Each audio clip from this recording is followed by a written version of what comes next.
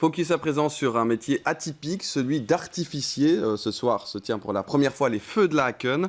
Alors après 4 jours de préparation, c'est l'heure des derniers ajustements et vous allez le voir avec les températures élevées de ces derniers jours, il faut s'adapter. Reportage Anna Arrouche et Charles Carpro.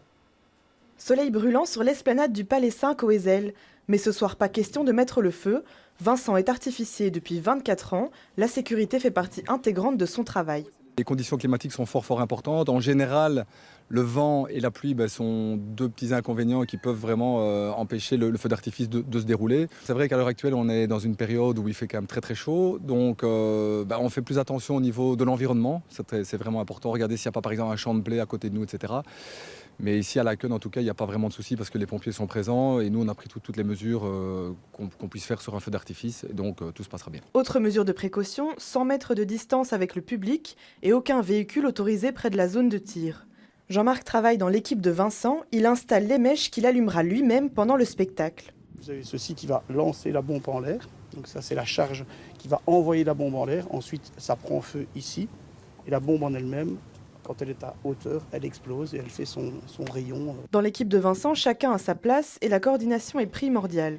Tout est chorégraphié. Pour 18 minutes de spectacle, 4 jours de préparation sont nécessaires. Hors de question pour Vincent de prendre le moindre risque. On est un peu réticent à mettre tous ces produits pour le moment sur le sol qui est quand même brûlant. Donc on attend encore un petit peu avant de sortir tout du camion. Et une fois qu'on aura un peu, qui fera un petit peu moins chaud, bien que ce n'est pas prévu encore aujourd'hui, mais on installera toutes des planches en bois en dessous en fait, pour éviter que ce soit vraiment trop chaud et qu'il y ait un petit souci qui pourrait toujours arriver parce que le risque zéro il n'existe pas. L'enjeu est de taille, le fameux bouquet final fait crépiter les esprits. Mais même pour les plus curieux, la surprise reste entière. C'est un peu le secret de l'artificier, donc on ne va pas en dire trop pour aujourd'hui parce qu'on a prévu un très gros spectacle ce soir et un très gros bouquet final. Oui, après les préparatifs, la fête, bien sûr, on rejoint en direct de l'Atomium David Courrier. Au programme ce soir, David, le feu d'artifice, donc, mais aussi beaucoup d'autres activités, notamment pour fêter les 60 ans de l'Atomium. Eh oui, l'Atomium que vous voyez derrière moi, tout fier, du haut de ses 60 ans avec une petite tête de schtroumpf qui est sur une des boules de cet Atomium. Et je me trouve dans le village de la fête ici, qui fait la fête évidemment à l'Atomium, mais aussi au feu de Laken. Les gens vont pouvoir arriver tout doucement dans la soirée parce que bien sûr il faut qu'il fasse un petit peu plus noir pour apprécier pleinement un feu d'artifice. J'ai à côté de moi Marina Bresciani. Comment ça se présente ce soir? On parle d'orage, etc. Écoutez, nous, on suit un peu la météo, ça serait normalement un peu plus tard, donc ça devrait passer. Donc l'orage sera passé, tant mieux. Qu'est-ce que vous allez proposer aux gens? C'est pas un feu d'artifice ordinaire. Non, pas du tout. D'abord, c'est un village, comme vous le voyez. À partir de maintenant, on vient d'ouvrir. Et ce soir, il y a 5 rendez-vous, jusqu'au 24 août compris, donc les 5 vendredis. Et le premier, c'est ce soir, avec un thème plus circus, donc cirque, art de cirque, initiations diverses. Il y a différentes choses pour les enfants, des ateliers de grimage, un petit peu de tout. Et à 23h, le feu d'artifice. Je vois effectivement, Marina, un chapiteau qui est juste derrière vous. Ça veut dire que les enfants, les grands aussi pourront participer? Oui, bien sûr, qui veut. Donc c'est vraiment, il y a un petit peu de tout un niveau d'activité.